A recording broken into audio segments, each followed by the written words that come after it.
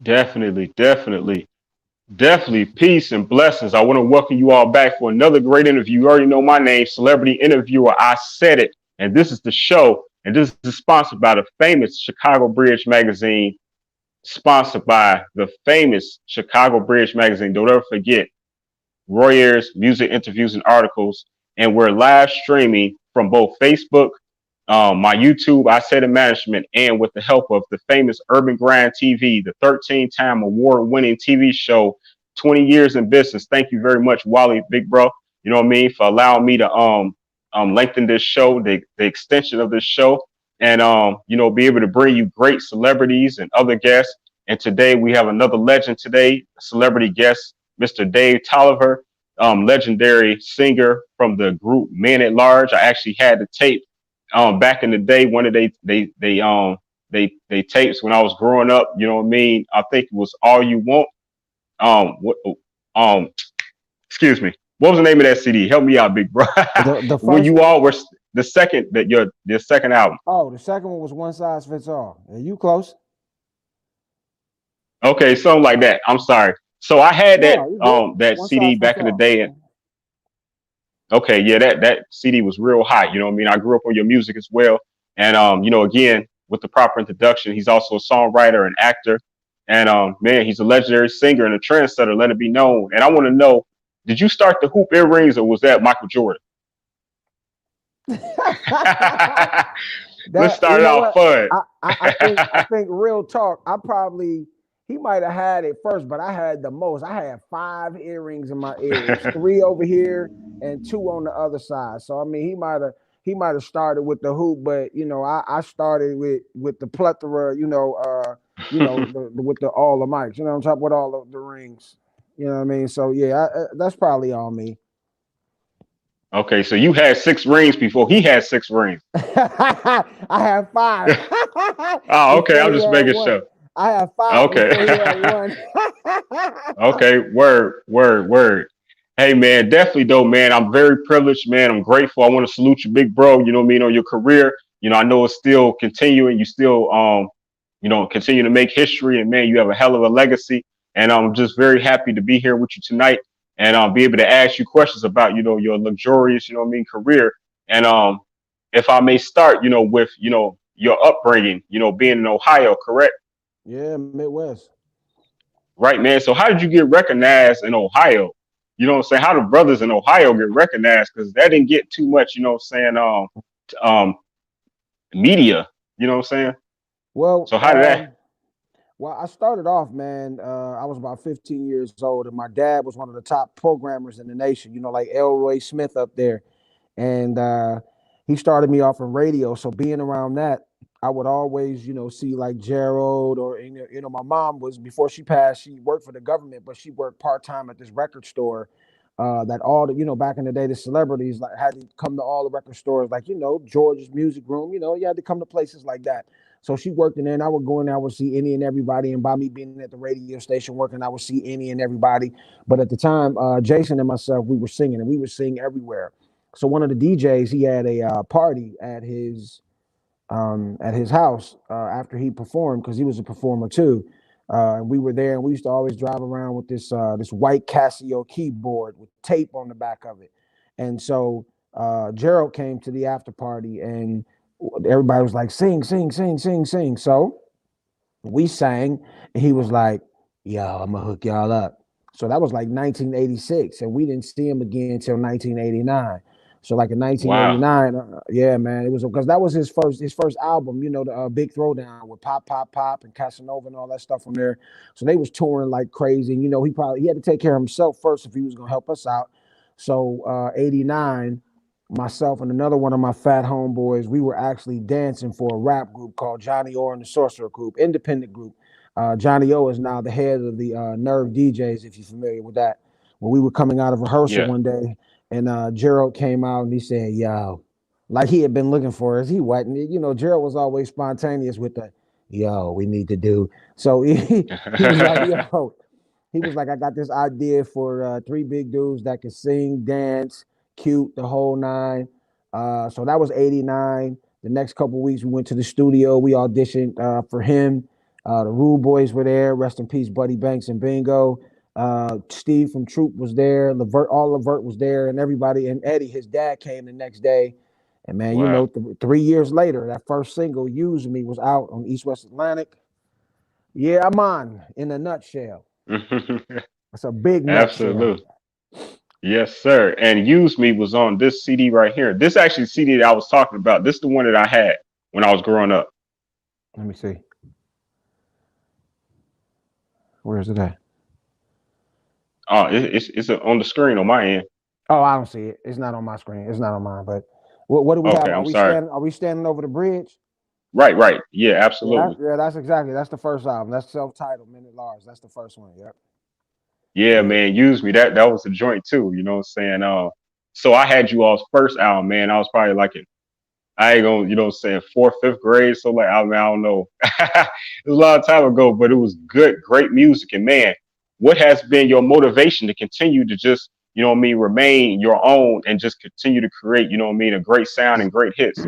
I just think, my motivation has been that I'm just like addicted to it. You can't be delivered from anything unless you want to be delivered from it. I don't want to. It's like a good drug, a good love, good sex, good food. It's like something that you get. It's like having your favorite meal that your favorite matriarch makes, and it's the best you ever had. And it's like it's better than anything, and you just want it every day. And that's I guess that's the best example I can give you as far as like music. I just can't give it up. I've done a couple other things too, but music has always been the mainstay. And I feel, I'm a product of my environment. My mom was, an off Broadway play singer and church singer. My grandfather, he took a choir to sing for President Roosevelt. And then when we Wow. came out, oh yeah, when we Okay. came out, we toured with Bill Clinton to all the black colleges, us, the Rude Mm. Boys, and oh my God, I can't believe I'm forgetting her name. The battle was not yours. The battle was the Lord. Yolanda Adams. Oh, Thank you. all right. Yeah, Londa. And you know, it was it's just I don't know. I just can't. Then my dad being my being a radio programmer, me being around that all my life. I think whatever instill and feed your kids daily, they'll probably end up being that. You know, I just think that I just became a product of my environment. It's just hard when you become a natural at it. You just I don't know. I don't want to quit. That's it. I don't want to.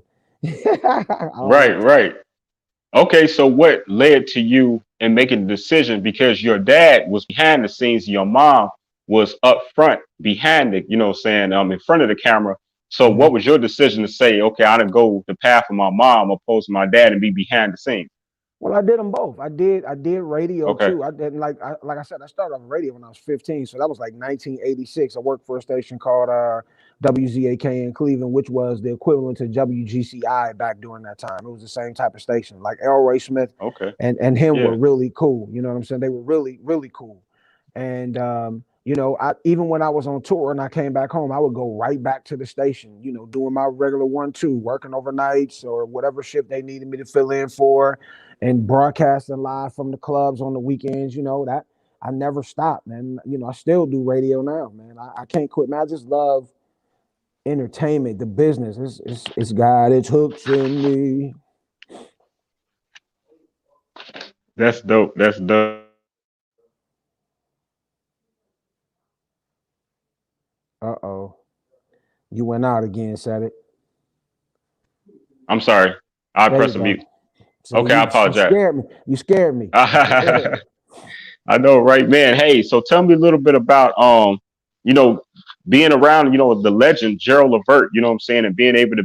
So was he becoming like a mentor to you and Jason? Oh, almost definitely. He was, a big brother, a mentor, a teacher, father figure, a scolder. Even though he was only 4 years older than me, it still was Oh, like okay. he was our dad in music, so to speak, because he brought us into the music world, and he could take us out.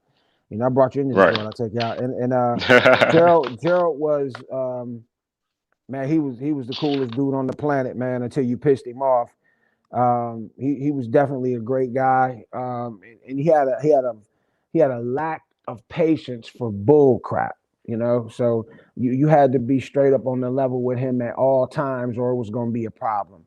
He didn't like mess and all kinds of stuff like that. He just like straight realness, and he was fun, man. We was always laughing, going to eat, hanging out, man. He would always take us on the road with him, man. We just had a hell of a lot of fun, man. So when he left, man, it rocked my world, man, because we had kind of grown apart, and we had just really rekindled. We had talked a bunch of times before, but this time it was like, yeah, we really gonna get back together and maybe do some things this time, and it just didn't work out, man. So he passed away, so that shook my world, baby. Yeah, absolutely. I know it's been a while, but I still want to send my condolences, you know what I mean, and my respect, you know what I'm saying, to his legacy as well, you know what I'm saying. So Word respect to up. his family. Absolutely, man.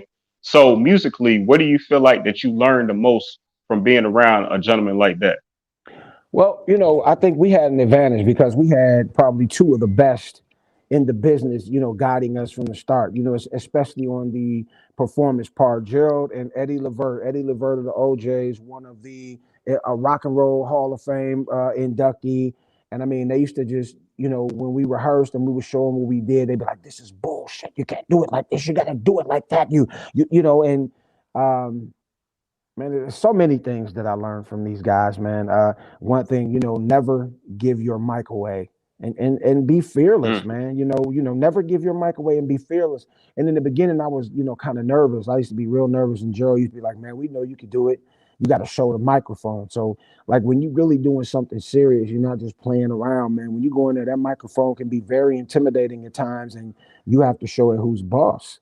And you know, and he was rough, man. In the studio, I don't know what the sensor levels are on here, but he would say some pretty rough and rude things when you were messing up in the studio. And I don't like people talking to me like that, so I really forced myself to get great, and that was it. Just his thing was just be great all the time, be great, and that's the model.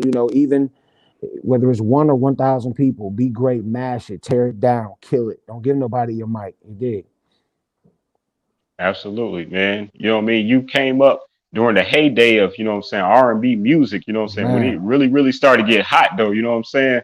So what was that like, you know what I mean, being a lead group under, you know what I'm saying, the title Men at Large, man. You know what I'm saying? That had to be really awesome, man. Y'all was, you know what I mean, front line, you know what I mean, with the biggest names, you know what I mean? You even collaborated with the legendary R. Kelly as well. Can you talk about the song that you did with the remix with that?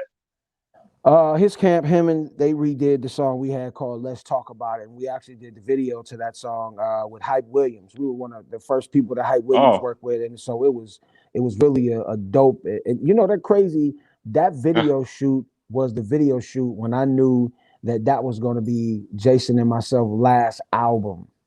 what? We're recording again right now, but that was our. I knew that was gonna be our last album, man. If you want to hear the story, I can give it to you.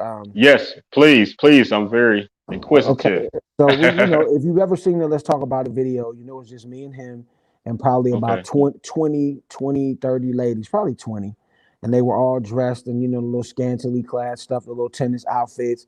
So we in the trailer, we in Cali, so you know what we doing in the trailer. We blazing, it's smoke Yeah. everywhere.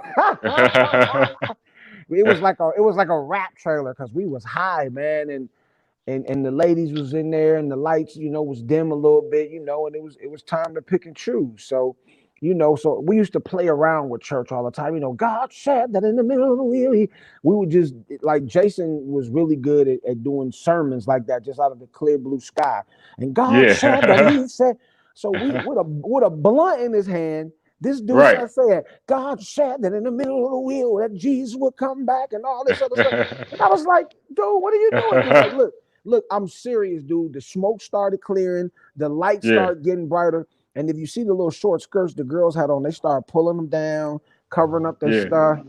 And I just walked over to him. I was like, dog, yeah, this our last album, fam. And it was our last album until now. So, you know, I think Mm, it was just a time where, you know, the one thing that I'm learning that I really don't like is that everything is in time. Like right. even though you think you may have been successful to a certain point, you might not have reached your peak. It wasn't your time yet. So I still think that I still have some more greatness to achieve. I have some great things I'm doing now. And this album that Jason and I are recording, I wish I could let you hear something, but him and his brother are real, very, very, Yeah.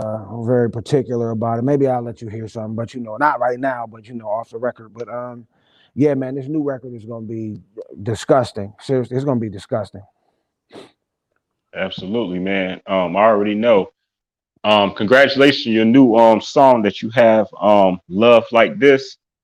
You Hmm. know what I mean? It's really been taken off. And I want you to know, you know what I mean, I heard, it's entirely. It sounds really good too. And like I say earlier, you've been able to become an expert at, you know, just what I mean, keeping that sound, you know what I'm saying, your that voice, you still have that great voice, man.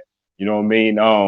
Do you do anything in particular, over the years to keep, because you can hit high notes, you know what I'm saying? Not everybody can hit them high notes, and you have like a the what do you call bass. Excuse my ignorance when it comes to, I'm not a singer. But you know what I'm saying, you can hit high notes and low notes. Like, is there anything that you did to help condition your voice like that? Um, Stop being afraid to do it. A Mm, lot. I think just a lot of times when people, if they really can sing, a lot of times it's their nerves that really kill it. And when your nerves are bad, then you can't get the right breathing. Then your breath controls the way your diaphragm expands, and inhales, exhales, and it throws off the way things are delivered. And your nervousness, makes your muscles retract, kind of like pull backwards instead of release when you open up. And so um, I just over the years, man, I just became fearless when it comes to the mic because 9.5 out of every 10 people are not going to go know whether you good or bad. And that's evident. They don't really give a damn now. Anyway, listen to the music. All the artists that are out now. Half of them cats can't sing without that machine on there. I just worked hard at it, man. I'm vain, and I wanted to be great and recognized for my vocals. I remember when we first started, I used to be nervous, and then he was like, everybody be like, man, y'all had a cold ass show, and they'd be like, Jay, your vocals, and I was like, I was singing too, and I was like, yo, I'm getting mine. You know what I'm saying? I'm getting mine. That's what it was about back then, being great, not being subpar or just putting something out that the company is settled for. It was about being great and doing great shit. And that's what I wanted to do, man, with my vocals. I wanted to be known as one of the greatest. You know what I'm saying? And I pride myself in being able to still do the things that I do now and better than I did back then. So, a lot of cats in their 50s. I see some of my compadres that we toured with a lot in the 90s, and I'm listening to them. I'm like, ugh, dog, what's wrong with your voice, homie? And uh, I even asked a couple of them, you know what I mean? And they'll say, man, they gave me some cold water or this, that, and the third. I'm like, sure, it was the cold water. Sure, it was the that. cold water. Right. You know what I'm talking about? Yeah, man. Yeah, man. But Yeah, just, man. No, I'm sorry. Continue. no, I was just saying, and I think part of it is mental too. You might start losing a step like LeBron. They say he's lost a step, but his confidence and his mind and his will tells him I'm still great. And that you can apply that with anybody, not just somebody on that level, but you apply that to anybody as far as like anything that you want to do. If you can receive it and perceive it in your mental stratosphere, man, you can go. It's no reason why you can't go. You know what I'm talking about? Yes, sir. Absolutely, my man. shirt, my shirt keep bunching up. It look like a choir robe. You are hilarious, man. Hey, well, with that being said, man, I want to thank everybody that's tuned in right now, that's watching his shirt and watching us live. You know what I'm saying? Streaming. You know what I mean? I'm here live with the legendary man. Never forget, man, Mr. Dave Tolliver. You know what I'm saying? One of two of Men at Large. You know what I'm saying? The famous group. You know what I'm saying? Came out in the early '90s. You know what I'm talking about? And again, share this video if you're watching live wherever you're from, even if you're Share on it live. YouTube. Share Share it. it You know what I'm live, saying? baby. Share it live. Let me shout out my Chicago. Shout out Cabrini Green, Robert Taylor, LeClaire Courts, and Harold's Chicken.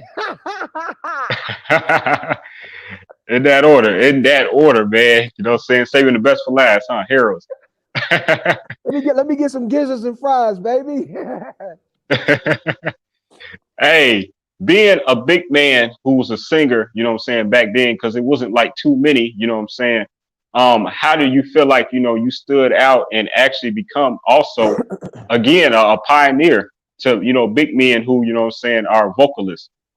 Like, you know, the big man move, the big man, sexy big man movement started, I guess you would say with Barry White, when people said he wasn't really handsome, and he wasn't. God bless the dead. Heavy D came along, you know, you know, Barry had his own little, and then, you know, Heavy D came along, but he was rapping. But two big dudes to come right Yeah. behind that, cute dudes, well dressed, smell good, sing good. It was just, it was what it was is that we opened up America's eyes. Like Bernie Mac say, I say the stuff that you scared to say. You know what I'm saying? And we made people love the things they were scared to say they love. That's good right there.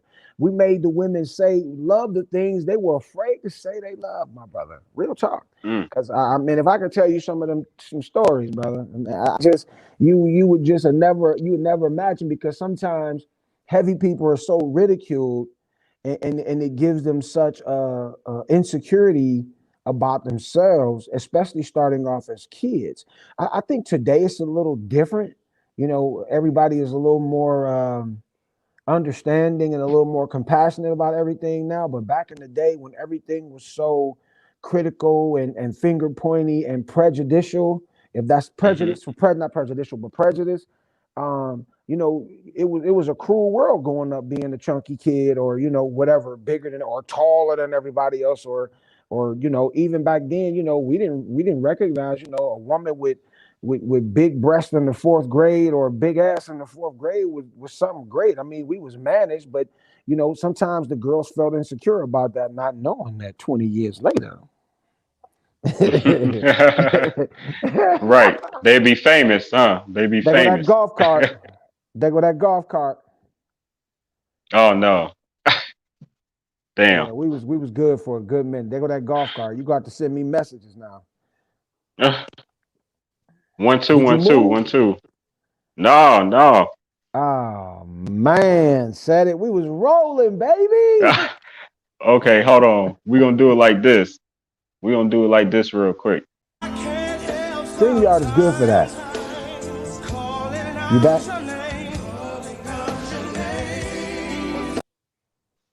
One, two, one, two. Can you hear me? Mm, nope. Hold on. Hold on.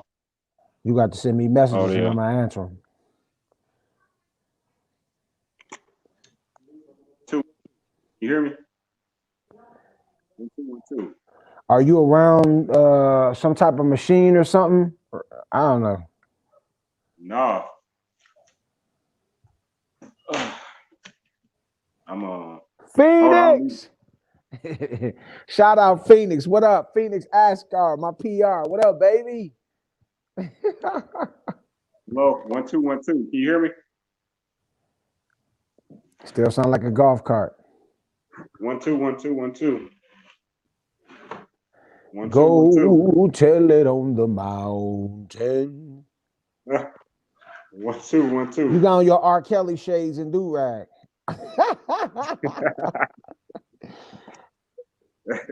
I can There hear you you go. clear, man. Now Dang. I know, man. I got that Jesus Christ internet, bro. There you go. You clear now. You good now. Don't move. Stay right there, dog. Jesus Christ internet, huh? Yeah. I mean, it's on high all the time. It's up on high all the time, baby. Absolutely. And definitely shout out, and I want to say thank you to my friend Phoenix Scar. You know, as he said, connect with Phoenix, you know what I'm saying, the goddess of PR. You know what I Yeah. mean? So we appreciate you, Queen, for She connecting both me and Dave she's today. she's dope. I like her a lot. She's dope. She work hard, hard. She go Yeah. hard. She take us, you know, she takes things and she turns it into something. You know, she makes people believe in what they might not necessarily believe in. So, you know, you appreciate her, man. I do. Yeah, man. Yeah. So if I may continue, I'm sorry about the interruption to everyone that's watching. You good? You know what I mean? But we back on track. We back on track, and like I say, so you had "So Alone" peak at number 31 on Billboard back in 1993. Can you talk about that experience for you and Well, you know that was the Hot you and 100. Gracie? It actually went to number 2 on the Oh, okay, I R&B charts, apologize. and it should have went to number 1. Somebody didn't push the button on the record at the would have pushed it out this stratosphere, but I ain't gonna tell you about that. That record there. What you want to know? You want to know the meaning behind that record? Yes. Well, that record, my mom had passed away. My mom passed away right after we signed these damn contracts with Gerald. Oh man. And yeah, man. And then 9 months later, Jason's dad passed away. So this was probably one of the last records we were doing on our album. And I hated it too. I mean, the session, Gerald wrote this for me to sing to my mom. And the studio was just a big cry fest. It was wet t-shirts everywhere. I was crying. Jason was crying. My role manager was crying because his dad had just died. Um, Gerald's grandfather just passed, and one of the members of the crew was in a crack house somewhere, and everybody was on some BS. That's awesome. And that song turned out to be the biggest record in my career to date. Um, it was also the number 1 song for 1993 for radio. So it was a big record, man. And every year it's in these votes in these categories for like the best mom record and stuff like that on Mother's Day. But yeah, man, that song right there, I have sung that song so many places, probably at 1,000 funerals, 100,000 shows. I remember one time I was at a funeral singing it, and one of my partner's sons that got murdered, and he really was in the wrong place at the wrong time. And I started singing the song, and they start screaming like it was a concert. No, you could tell the difference between screaming for death or screaming for a concert. They was going berserker, and I was like, hold on. I told the dude to turn it. I was like, turn it off, turn it off, turn it off, and I switched over to "I Need You Now" by Smokey Norfolk, and that's my go-to record, man. When I gotta do something at church or something like that. Yeah, I'm on. But that record is a monster. Yeah, and yeah, well, congratulations for hitting number 2 on Billboard. That's awesome.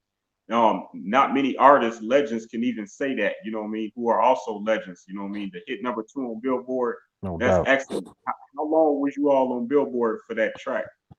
Man, I couldn't tell you, but I know that album stayed on Billboard in the top 200 for over 2 years, man. For over Oh, that's two incredible. years, that album stayed in the top 200 for over 2 years. And it's very rare that a rookie group gets 5 singles off an album. We had Use Me, then You Me, then what came after that? It was Good, and then So Alone, and then we had Would You Like to Dance after that, which was it started getting more pop play before it went R&B. But everything was like all those records were like top 10.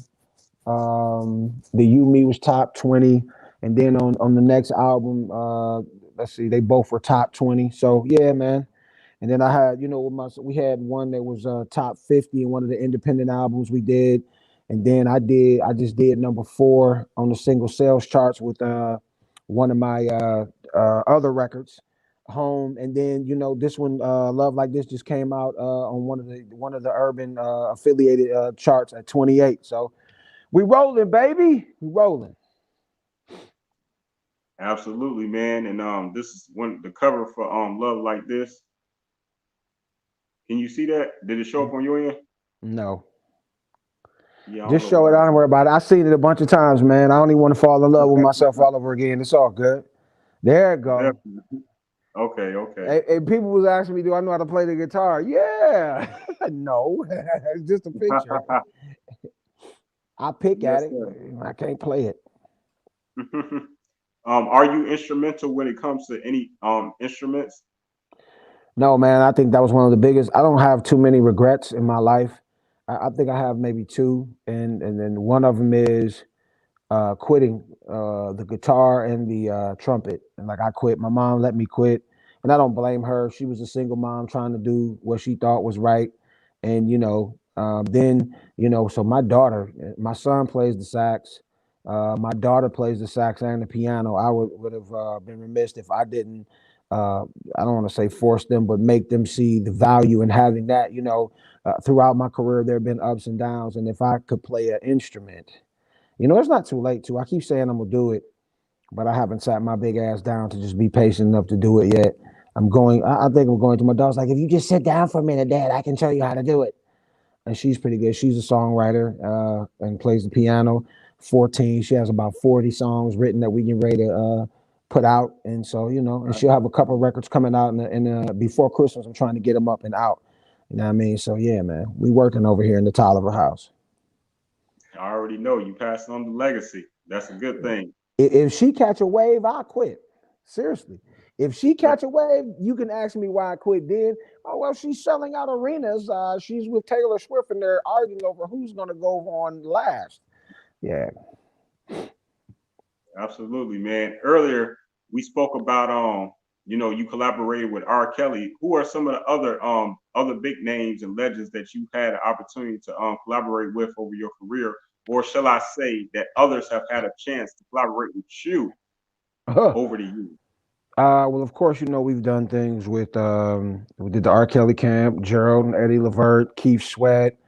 I've done some things with Silk and Shy, just some kind of like vocal stuff, not really collaborate. I've done plays with the family from Kirk Franklin, Ralph Tresvant, Johnny Gill, Dave Hollister. Who else? Me, Erica from Mary Mary. I did some work with my God, I can't remember Nikki Gilbert from Brownstone. Man, I'm all over the place, dog. I did a record with 8 Ball and MJG, record called Running Out of Bud. Did a hook on that with them and my homegirl Nina Creaky, the girl that sung Space Age Pimpin'. She passed away in February. We did that hook for them. And yeah, man, everybody dying, man. It's just a blessing to be seen, bro. You know what I'm talking about? Yeah. Really dope, man. You be killing it with the smile, man. I just paid about $3-4 grand for him, man. I'm sure. You know what I'm saying? Hey, I'm a 100, Nick. I'm 100, dog. I ain't gonna front and play around with it. You know what I mean? I'm gonna keep it 1,000. Straight up, man. I like that. Hey, with that being said, with the acting too, I know you've been in some screenplays and on stage. And how did you get into the acting, and what inspired you to, do that as well? As a kid, I did a couple things in church, but when you're like for the 90s or them stuff in the early 2000s, when your career started slowing down, you jumped on a gospel play. But every play I've been in, somebody has handpicked me. The first play I was in was a show called Stop Cheating on God's Time. It was me, Sean Levert, Erica from Mary Mary, Dave Hollister, Johnny Gill was in it, Christopher Williams, Monifa, and his guy's named Dwight Baxter out of Houston, Texas. I'll never forget him for giving me my first shot in acting. And from that time, man, I just caught the bug. And, my reputation preceded me. And when a play came around, they called, it was like, yo, we got the spot for you. And do this, do that, do that. I mean, man, I done been on stage with Thelma from Good Times, Bernadette Stannis. Today is her birthday, too. Happy birthday, Bernadette. Big Red from the Five Heartbeats, Clifton Powell, that's Pinky from Friday and from Ray.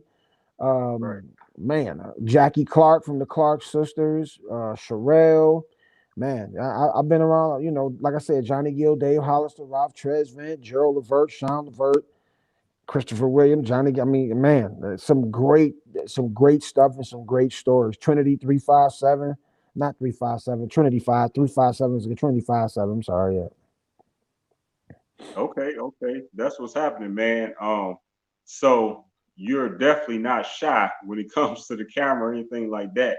Do you feel like that was all just natural for you?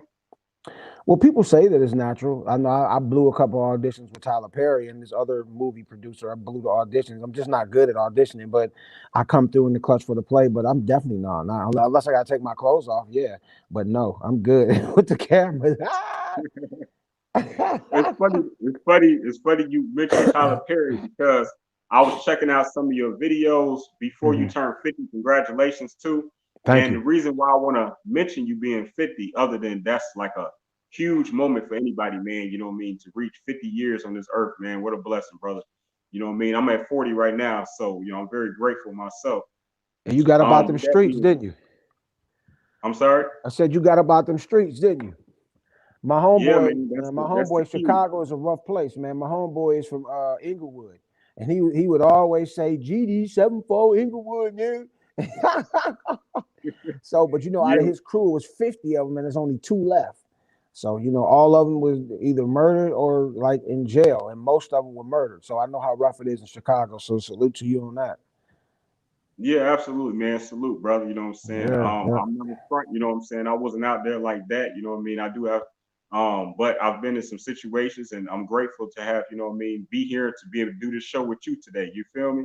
That's what it's all about, man. It's God's plan. Survival of the fittest, survival of the fittest. Hey, so I want to ask you as well, because you've done and accomplished so many things, you know what I mean, during your career. How did you, well, not how, but when did you start your show, the Dave Tolliver Show? That was a culmination of years of me just doing a bunch of different shows. I started doing internet radio in '07, and I just kept going, start, stop until when the pandemic came. I was always, before the pandemic, I was always online, doing shows, doing interviews, or just being online, acting silly, promoting myself and my stuff.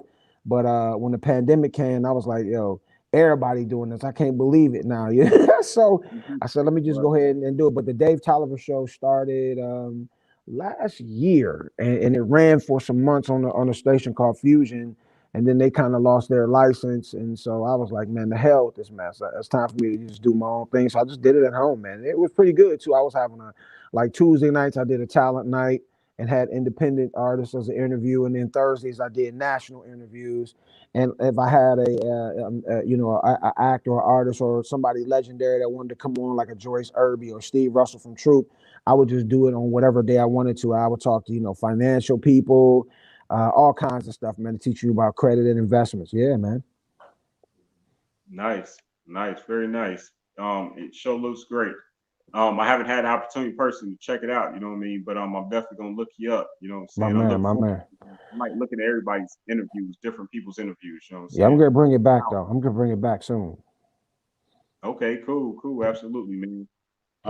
With that being said, when I had mentioned that you had recently turned 50, what led to that statement is because I was checking out your Facebook and you had done something this summer where it was 50 facts in 50 days. Hmm. On What my was the Instagram, inspiration yeah. behind it? Yeah, that I, was a I really, was really just like, dope I was concept, just, man. I appreciate that. I was just like, let's just talk about something different than the music and whatever else that I've been doing. Let's have some of my friends and family and maybe some people that had just met me to come out and tell facts about me that, you know, that that you never knew about Dave Tolliver. A lot of times, when we get on these interviews, like you asking some good questions, you go on these interviews and it's the same thing over and over and over again. Like a lot of times people they just hear a name and they want them on there. But like nobody's asking me about only one other person is asking me about the 50 facts in 50 days. And I think it was one of the people that did the interviewed me, asked me about that was in one of the 50 facts in 50 days. So yeah, man, that's dope. Just thought I would just give him a piece of me, a big piece. Yeah, man. I love everything you were saying, you know what I mean? I checked out a couple of them, which you already about procrastinating, you know what I'm saying? And then you had one talked about Tyler Perry, you know what I'm saying? Um, Yeah, yeah, that was a procrastination story. Yep, definitely. He told me to go check out his man Ruben Cannon at the time, and I thought he was BS, and I didn't go. And every time I hear somebody that works with him say, "Yeah, well, Tyler told me to do da da da da da," so I did it and it worked. Shit, I blew it. It ain't too late though. that's right, never too late. Nah. Yeah, man. And I was happy to see too, brother, you know what I'm saying? We have a what of a special connection, man, because you was born on July 30th, you know what I'm saying? I was born July 29th. So, shout out to the Leos all day. You know what I'm Oh, we talking 10 about? years apart. Yeah, 10 years in the day. That's what's up. Good stuff. Good stuff. Yeah, man. So that was nice to, you know what I'm saying, when I saw that, when I looked up Leo your 50 gang. That's what's days, up, man. Hell yeah. We connected for life, brother. Leo all gang, day. baby. Yeah, Leo Nation all day. You already know, man. yeah, yeah. So with that being said, I'm about to create this question with the Leo, because we all know Leos are very confident, outgoing, you know what I'm saying?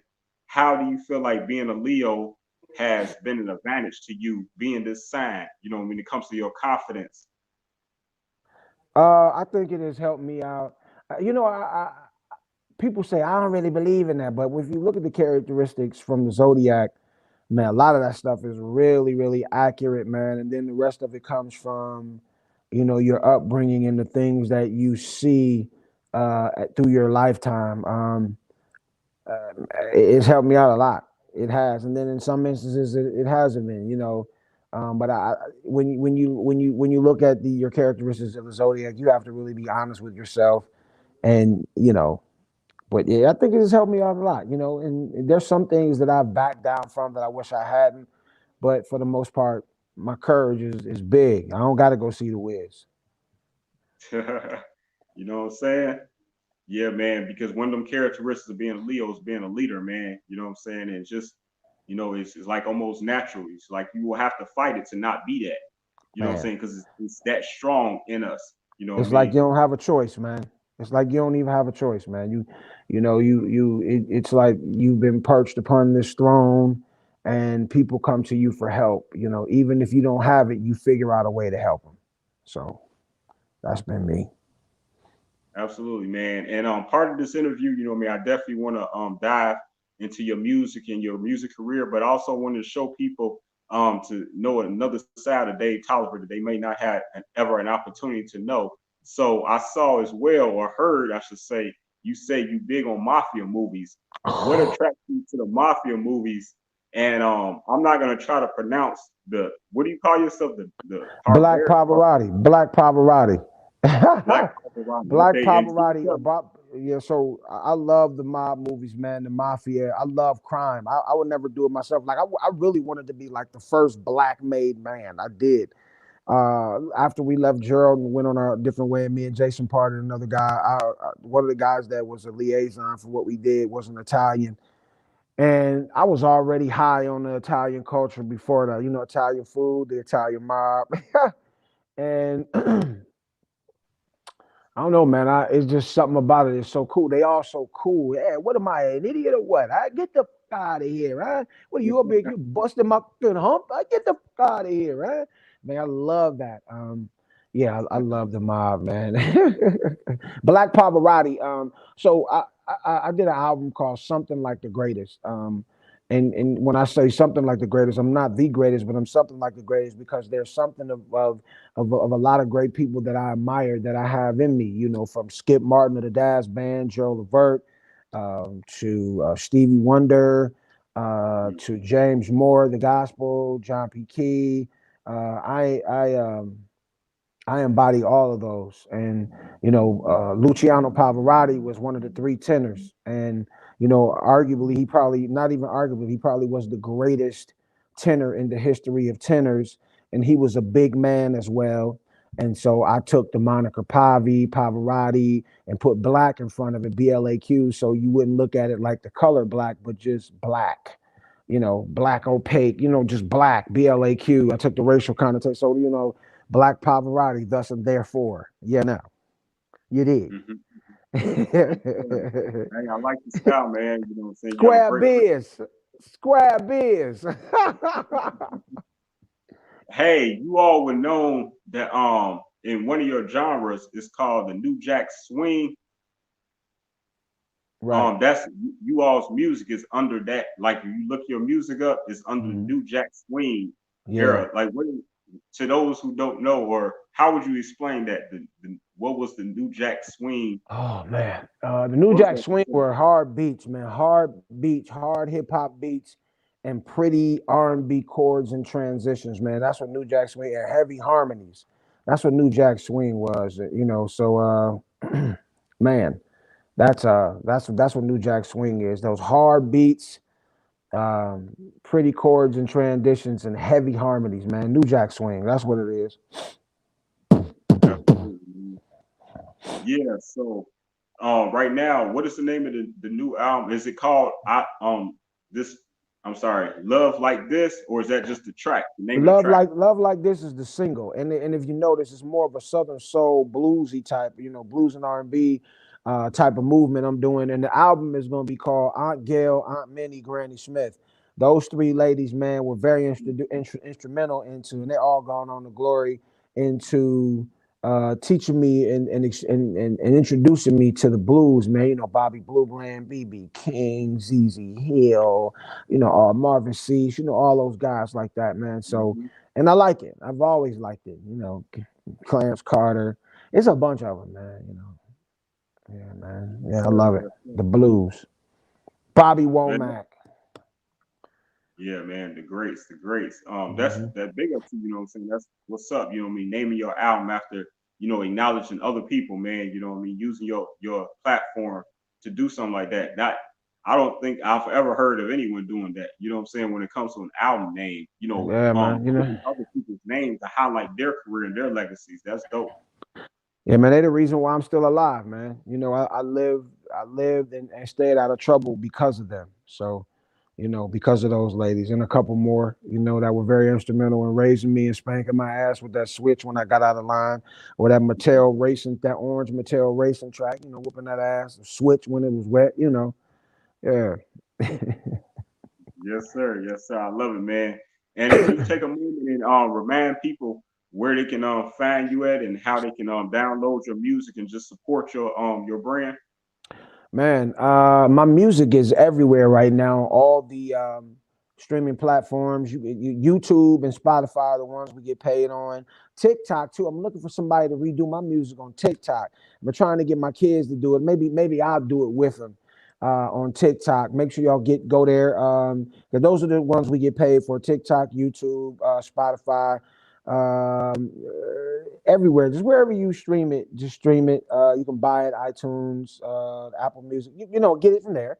But you can find me on Instagram and Twitter at Dave Men at Large, at Dave Men at Large. If you in Clubhouse, I'm in there as Dave Tolliver, Dave Men at Large.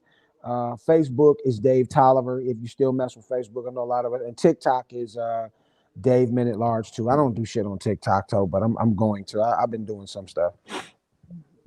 Okay, word. Well, we just got an invite from the woman that the legendary Brigette Wiley, who is the publisher and the publicist for the legendary Royers. She wanted to tune in, so we're gonna try to bring her in real quick. You can say a few words to say some love.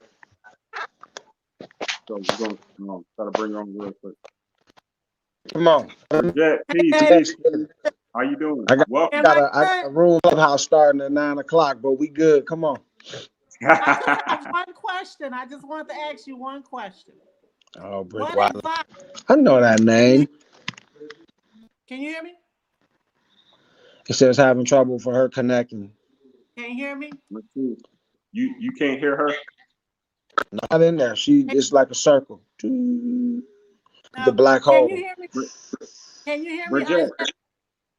Yeah, I can hear you, but he said it's your circle is not showing your face. Well, you're starting the golf cart again too. And he says I'm golf carting again. Okay. Now you straight, but it was like, but you good. Okay, I just want to ask one question real quick. What advice would you give someone? It says having trouble connecting. This is often caused by an unstable connection. Hold on. Okay. Can you answer this question for me? Yeah. Go ahead, Brigette. Yeah, baby. Ask Mr. Dave. What advice would he give someone that wants to follow his footsteps? Okay. Don't. No. I tell them to. If you really want to be in this business, man, you have to have the heart for it. You can't wear your heart on your sleeve. It's a very rough and mean and cruel business. Know the business. Know that it's 90% business show. And if you treat it that way, you won't be disappointed if it doesn't work out for you. Like I tell people today, You know, the business, getting into business today is either you have relationships, nepotism, or whatever it may be, or you have the money to pay your way in there. And having one or the other will help you get to the others.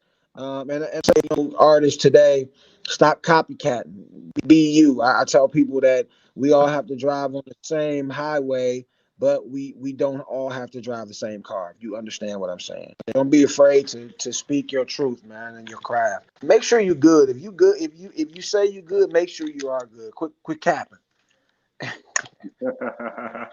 In that order, man. Right. I'm sorry. Can you hear me, by the way? Okay. Yeah.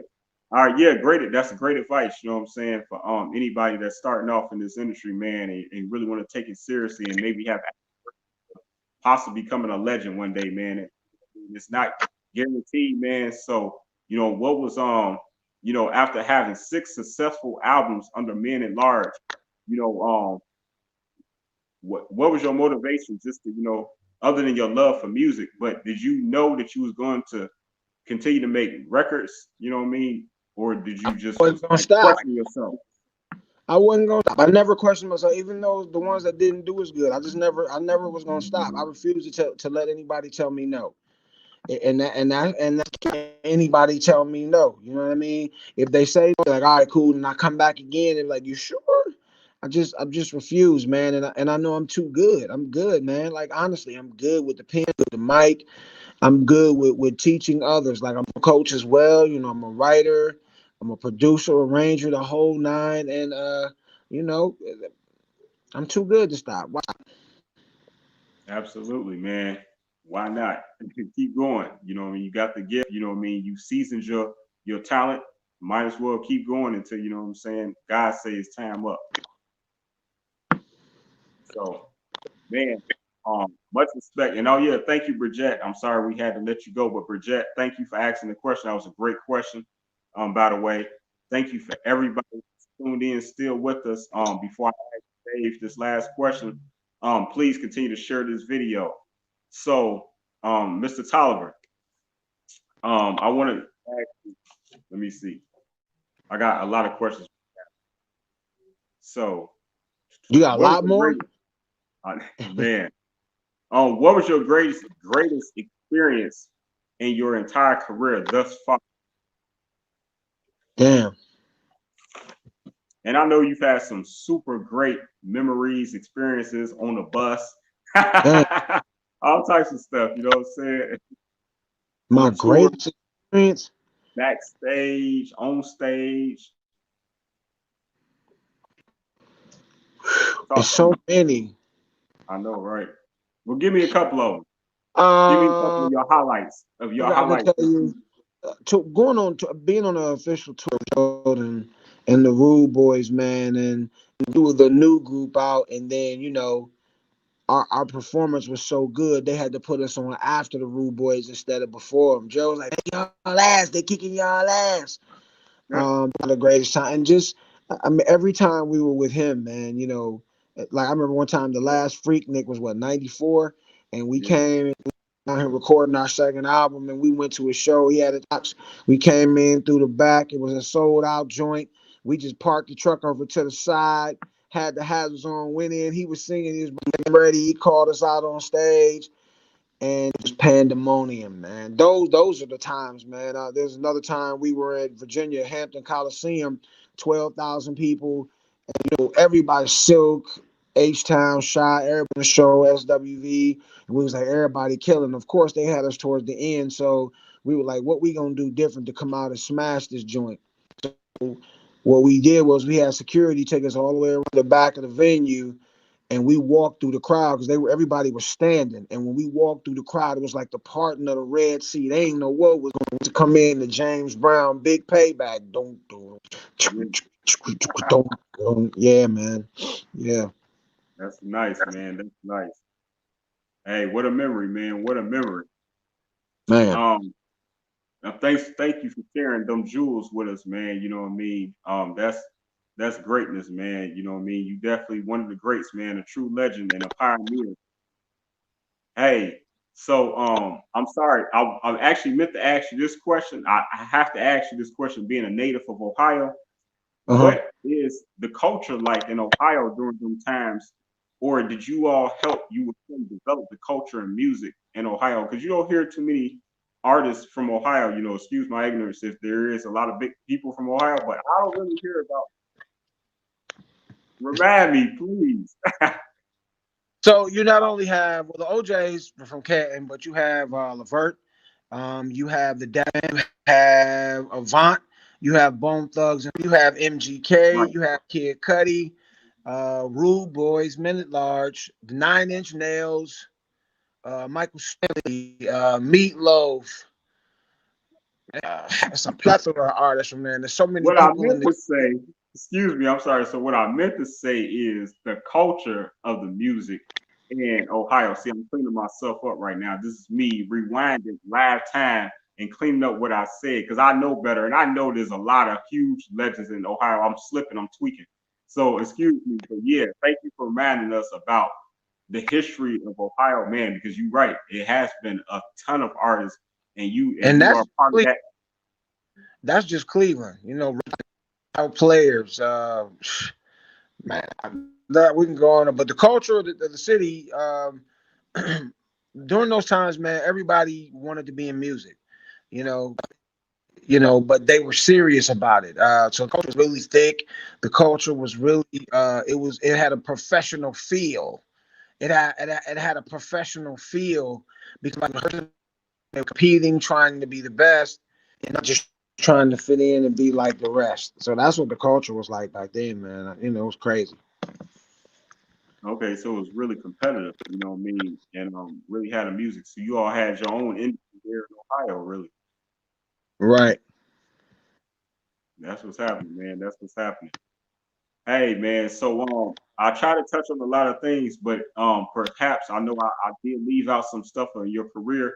Is it something that you would like to leave my audience with today that maybe we didn't touch on, Man, or just elaborate? part two, we can definitely do a part two. I got to get to this other room because we had some technical difficulties in the beginning, but just remember, man, I'm the realest dude I know.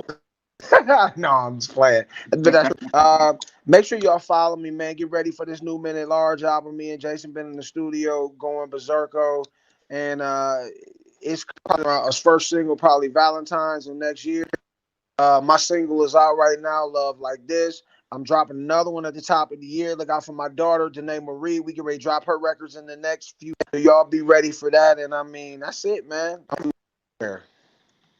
Just search Dave Tolliver at Dave Men at Large. Blaq Pavarotti, the GOAT. Goatish. I like that. I like that, man. In that order, brother, man, you definitely, I want you to know you have my support right here. And I said in management, you feel me? And the famous All Chicago right. Bridge magazine, man. That's the lady, Brigette Wiley, beautiful lady that had tuned in for a moment. So, man, just continue to just support Dave Tolliver, men at large, what I'm saying, the brand, the history, the movement. You know what I mean? You all done some great things, made great music, inspirational music, party songs, everything, you know what I mean? Just keep it up, keep up the great work, man. And much love. And and like I tell everybody, this every celebrity guest, I want to welcome you to invite any of your celebrity friends, one in particular, anyone in your mind who you think that would be good for this show to be interviewed, man, because I'm trying to, grow my show as well. Got you. In that order. I Much love got to you. you. Definitely. Man. Much love. Salute to you, brother. And Thank you, man. I love Chicago. Let's go to Lawrence Fish, baby. what you know about Lawrence Fish, man? let's go to the Cotton Club. I know the click is closed. Cotton Club. All jokes aside, the Family Den on the South Side. Let's go. Oh, snap. You talk about the family deal. Okay, I see you. That's beside the dating game. That's beside the dating game. 87th Exactly. Street. Yeah. My Chicago. I love Chicago. It's one of my favorite cities, man. Yeah, man. Even the hood. Yeah, definitely. Stop it. Hey, so I want to catch back up with you, Mr. Dave Tolliver, man, the legend of Men at Large. Thank you, man, for all your greatness through this industry, man. And continue to make history and man, I encourage you to just stay tuned with as I close out this show. I'll share So Alone, the video. I'm sorry, the footage of you all performing again, and share some of my closing videos and shout outs. But thank you very much again. Much love, baby. Love, brother. Thank you, everyone that's continue to tune in. You know, please share this video. And like I said, I close out this video. I'm gonna go ahead and share some more footage and pictures of Dave Tolliver from Men at Large. So actually, this back in the day, this is the album that I had. You know what I mean? I was jamming to this back in like 5th grade, straight like that. And shout out to Jason as well. He's the other half of Men at Large. This one they classic CDs. Man, you could tell they was having fun, man. You know what I mean? Good guys, good guys. I forgot to pull this up live with him, but this is him in prom. This is his prom picture back in I want to say it was said 88. Yep. So Alone, like I say, it was on Billboard. It hit number 2 on Billboard. And it's with this song right here, So Alone. Can't help sometimes calling out your name, Then I realize that you will come around. Oh, what I wouldn't give to see your smile. Oh, yes, we've had our ups and downs.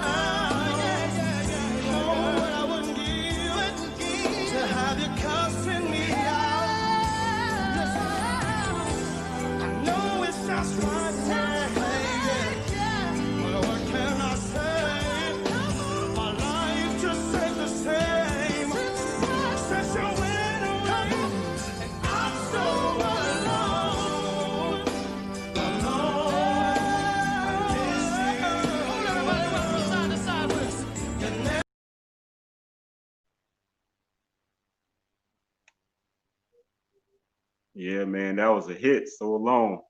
I know y'all remember that. I'm not the only one. Hey, so again, you know, right now I want to go ahead and get into a couple of shout outs as I close out this show. I appreciate everybody that ever gave me any type of shout out. I support it. I said it. Deport. I support. I said it. Deport. I said. I support it. I said deport. I support it all day long. Thank you. Thank you. Sapphire Steamy, the 6th Queen from Toronto, and I'm representing for King Leo and I Said It Management. You heard me. I said it. King Leo. Big up your blood-clad self. 6th Queen from Toronto.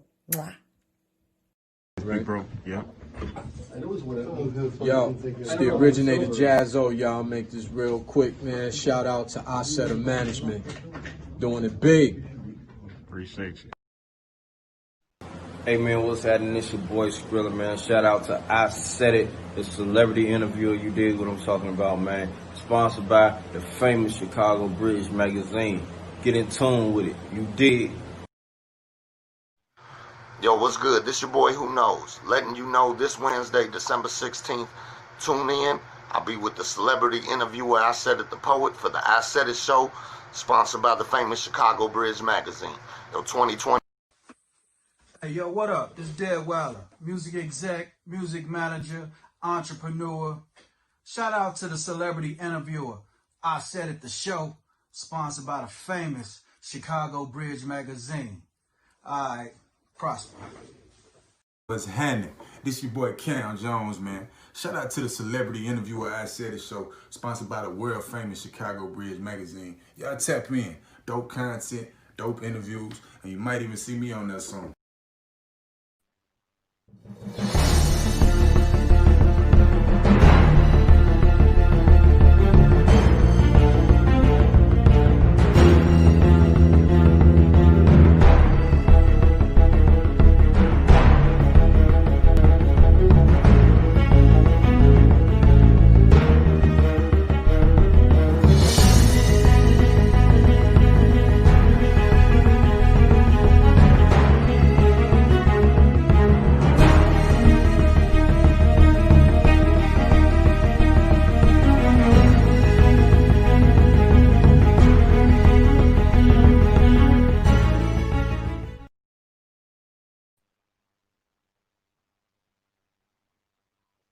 So tomorrow at 12 noon, we're going to be with the legendary photographer, Dean Moulton, a friend of mine, actually, you know what I'm saying, representing right here in Chicago. He's also the founder of DMP magazine. And you know what I mean? He's published plentiful of models throughout Chicago, man. He's put a lot of people on.